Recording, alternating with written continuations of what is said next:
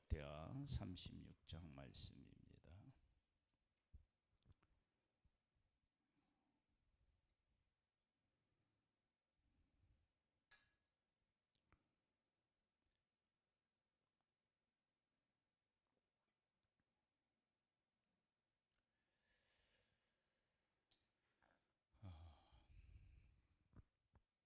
하나님의 백성이 하나님의 뜻을 저버리게 되어서 나라가 망합니다. 그 과정에서 어떤 일이 일어났는지를 오늘 본문을 통해서 한번 살펴보겠습니다. 그 땅의 백성이 요시야의 아들 여호아하스를 세워 그의 아버지를 대신하여 예루살렘에서 왕으로 삼으니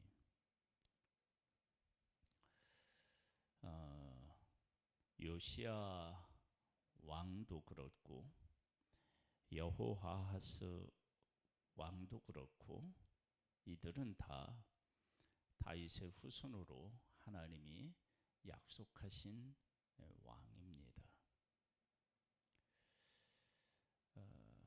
하나님께서 언약하신 자들을 하나님께서 왕으로 세우신 거예요. 그런데 이제 어떤 일이 일어나느냐?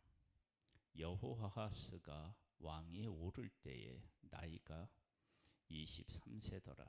그가 예루살렘에서 다스린 지 석 달에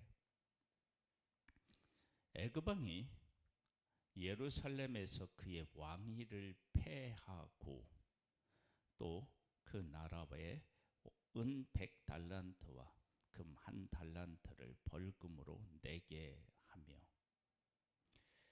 애굽 왕 느고가 또 그의 형제 엘리야김을 세워 유다와 예루살렘 왕으로 삼고 그의 이름을 고쳐 여호야김이라 하고 그의 형제 여호아하스를 애굽으로 잡아갔더라.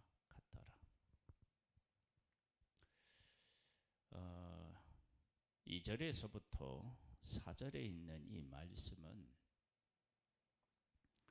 하나님의 백성들에게 메시지를 전하시는데 어쩌면 예수님이 십자가를 지기 전에 겟세마네 동산에서 핏방울이 땀방울이 되었다고 했잖아요. 2절에서 4절의 말씀이 하나님에게서 우리 용어로 피로 표현하자면 피눈물을 흘리시는 내용이 아닌가. 왜냐 하면 하나님이 그 약속하신 약속의 그 왕위를 하나님이 언약하신 거예요. 그런데 그 언약해서 세운 왕을 자기들이 폐해요.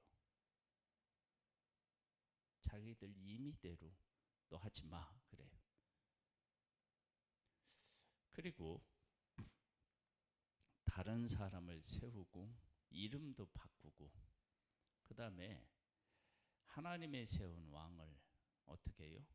포로로 끌고 가요.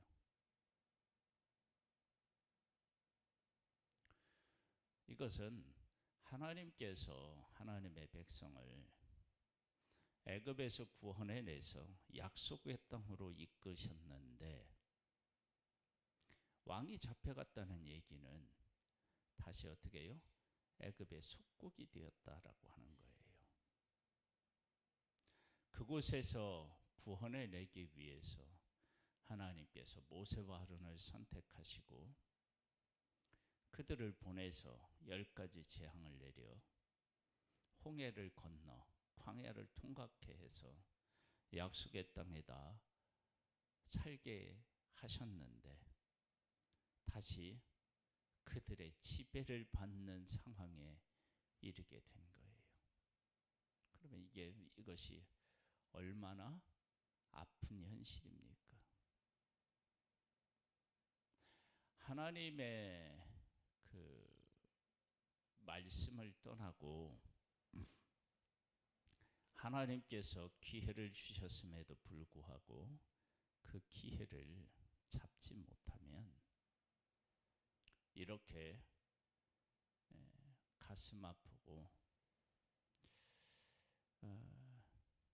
어떻게 이걸 표현해야 될지 모르는 그런 상황에 놓이게 되는 겁니다. 그런데 우리가 잊지 말아야 될 건 뭐냐 그러면 하나님의 약속하신 그 혈통에서 벗어난 왕은 세우지 않았다는 겁니다. 세우지 못하게 하신 분이 하나님이시다. 그렇게 우리는 고백하는 거예요. 그런 고백을 통해서 우리가 무엇을 할 수 있느냐? 사람이 하나님의 말씀을 폐하는 것 같고 임의대로 우리가 하는 것 같아도 그 안에 역사를 주관하시는 분, 언약을 이루어 가신 분은 살아계신 하나님이시다 라고 하는 것을 알 수 있습니다. 볼까요? 여호야김이 왕위에 오를 때에 나이가 25세라. 예루살렘에서 11년 동안 다스리며 그의 하나님 여호와 보시기에 악을 행하였더라. 바벨론 왕 느부갓네살이 올라와서 그를 치고 그를 쇠사슬로 결박하여 바벨론으로 잡아가고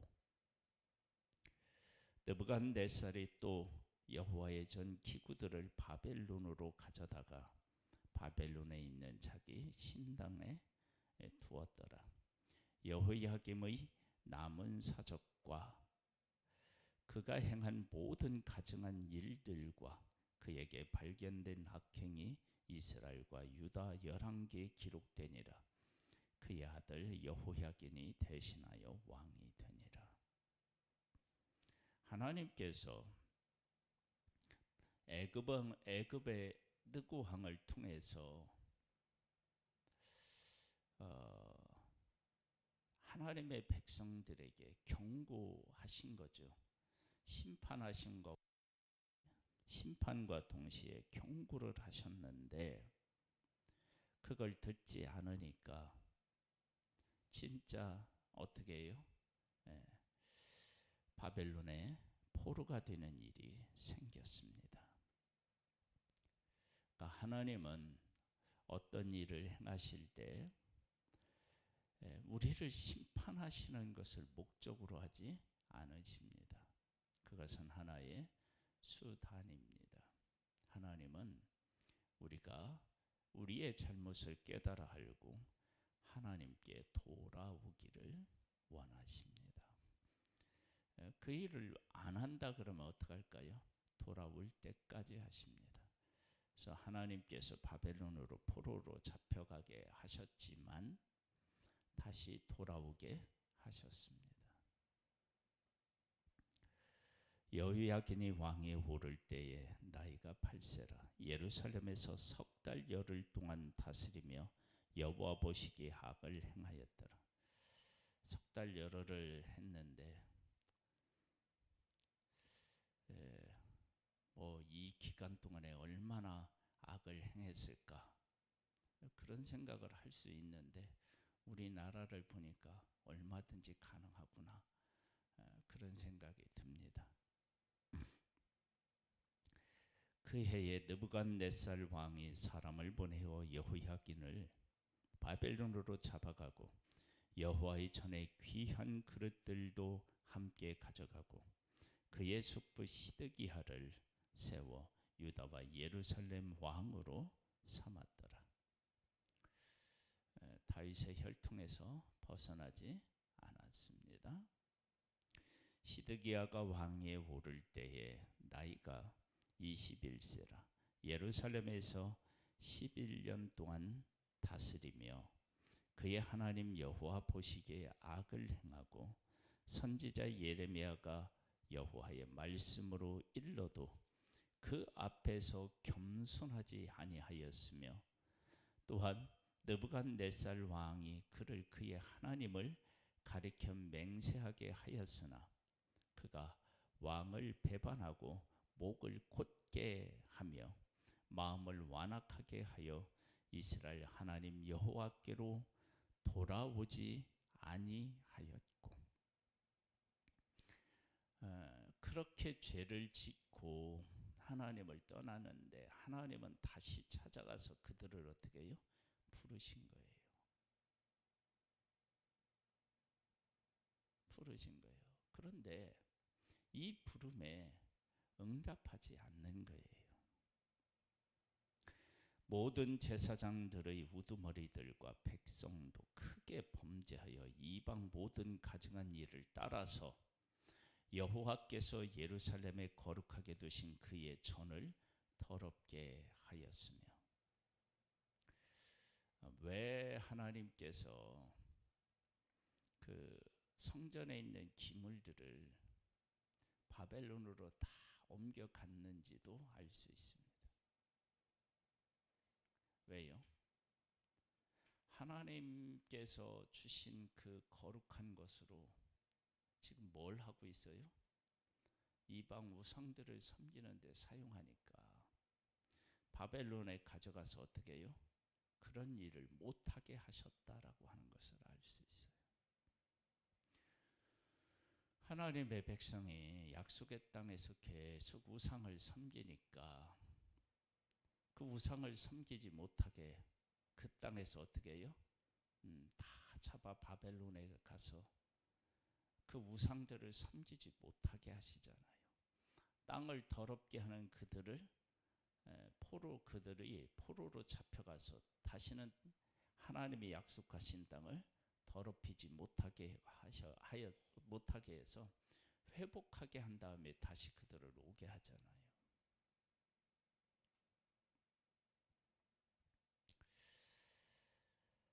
아,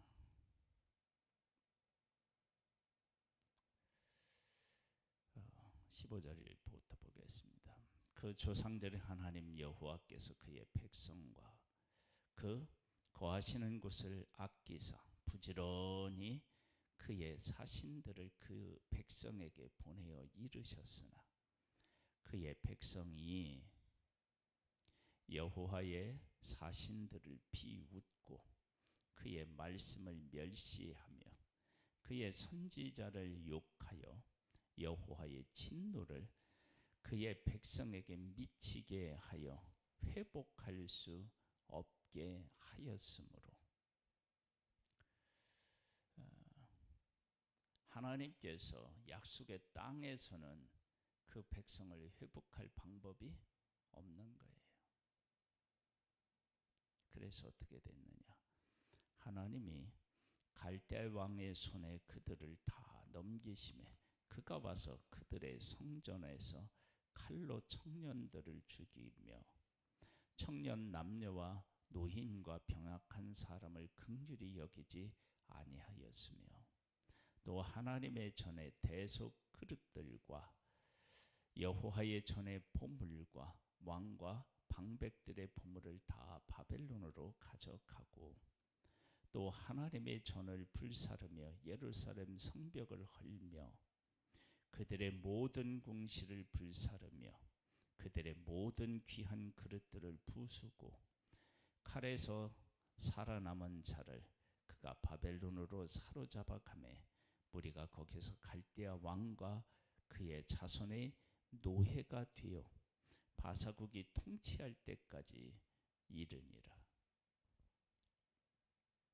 하나님을 섬기는 하나님의 백성이 약속의 땅에서 포로가 되어서 이방 나라로 끌려갔고 그들의 명령을 따르는 노예가 되어서 살아가게 된 것입니다. 이것은 그들을 애굽 땅에서 종되었던 곳에서 구원해내서 약속의 땅을 그들에게 주셨는데 그 모든 것들을 다 잃은 거예요. 그러니까 이것이 얼마나 슬프고 가슴 아픈 일입니까? 이에 토지가 황폐하여 땅의 안식년을 누림같이 안식하여 70년을 지냈으니 여호와께서 예레미야의 입으로 하신 말씀이 이루어졌더라. 안식하게 되었다. 이 이야기는 하나님의 백성이 하나님께서 주신 약속의 땅에서 얼마나 타락했는지를 보여주고 있습니다. 땅이 망가진 거예요. 마치 아담이 선악을 알게 하는 나무 열매를 먹고 땅이 가시와 엉겅퀴를 낸 것과 같습니다. 그러니까 하나님의 사람이 하나님의 말씀을 떠나서 범죄하는 것이 얼마나 무서운 일인가라고 하는 것을 알 수가 있습니다. 예수님이 왜 이 땅에 오셔서 십자가를 지셨느냐? 회복이 인간으로는 도저히 안 되기 때문에 예수 그리스도로 말미암아 회복시키신 것입니다.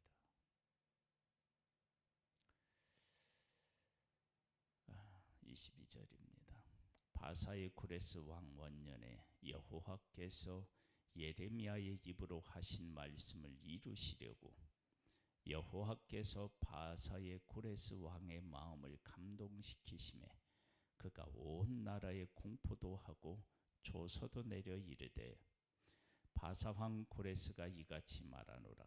하늘의 신 여호와께서 세상 만국을 내게 주셨고 나에게 명령하여 유다 예루살렘의 성전을 건축하라 하셨나니 너희 중에 그의 백성 된 자는 다 올라갈지어다. 너희 하나님 여호와께서 함께 하시기를 원하노라 하였더라. 그런데 그들을 다시 불러서 회복의 은혜를 베푸셨습니다. 그렇다면 위에서 하나님의 백성들을 다 포로로 잡혀가고 모든 보물들을 다 가져가게 하신 그 하나님은 이 백성들이 망하는 것을 목적으로 하지 않으셨고 회복을 목적으로 하셨다라고 하는 것을 알 수 있습니다. 예수 그리스도를 이 땅에 보내신 것을 통해서도 그 사실을 알 수 있습니다. 하나님의 백성은 제한된 존재이지만 예수 그리스도를 이 땅에 보내셔서 누구든지 주의 이름을 부르는 자는 구원을 얻게 하셨습니다. 그래서 우리가 이스라엘의 이러한 모습을 보면서 그들에게 약속의 땅을 주셨고 말씀을 주셨고 선지자들을 보냈고 그들이고 죄를 지었을 때 죄를 해결할 수 있는 제사장과 레위인들 이 모든 것을 완벽하게 갖추어서 그 백성에게 주셨음에도 불구하고 이렇게 다 망가져 버렸습니다. 이것은 인간의 스스로의 힘으로는 하나님 앞에서 의로워질 수도 없고 하나님을 바르게 섬길 수도 없음을 볼 수 있습니다. 그래서 예수 그리스도를 보내 이 모든 일들을 완벽하게 이루시고 그 예수 그리스도를 믿으면 구원을 받고 우리에게 천국을 허락하신 것이 허락하신 분이 그래서 허락하신 분이 하나님이십니다. 그래서 우리는 예수 그리스도를 의지하고 예수 그리스도를 붙잡고 예수 그리스도를 따라야 합니다. 하나님 아버지, 하나님께서 그 백성에게 베푸신 은혜와 사랑은 말로 다 표현할 수 없습니다.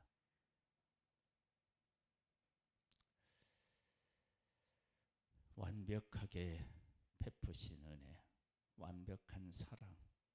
그런데 그 백성은 하나님을 떠났고 다시 이방 나라의 노예가 되었습니다. 하지만 하나님은 그들을 새롭게 하셔서 다시 약속의 땅으로 돌아와서 하나님의 백성으로 살게 하셨습니다.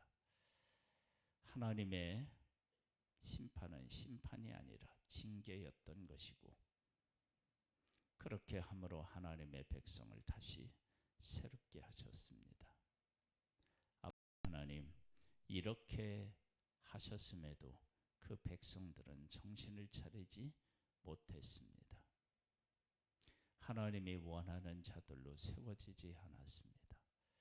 그래서 예수 그리스도를 이 땅에 보내셔서 예수 그리스도가 하나님의 뜻을 온전히 이루게 하시고, 그 예수 그리스도를 믿으면 예수 그리스도 안에 거할 수 있게 하셔서 하나님의 뜻을 온전히 이룬 자로 우리를 삼아 주셨습니다. 이것이 하나님의 은혜이며 하나님의 사랑입니다. 이 사랑과 함께하는 복된 우리가 되기를 소망하옵고, 성령으로 우리를 붙잡아 주시고 이끌어 주시옵소서. 예수님의 이름으로 기도드립니다. 아멘. 하늘에 계신 우리 아버지여, 이름이 거룩히 여김을 받으시오며 나라의 임하옵시며 뜻이 하늘에서 이룬 것 같이 땅에서도 이루어지리이다. 오늘날 우리에게 일용할 양식을 주옵시고, 우리가 우리에게 죄 지은 자를 사하여 준 것 같이 우리 죄를 사하여 주옵시고, 우리를 시험에 들게 하지 마옵시고 다만 악에서 구하옵소서. 대개 나라와 권세와 영광이 아버지께 영원히 있사옵나이다.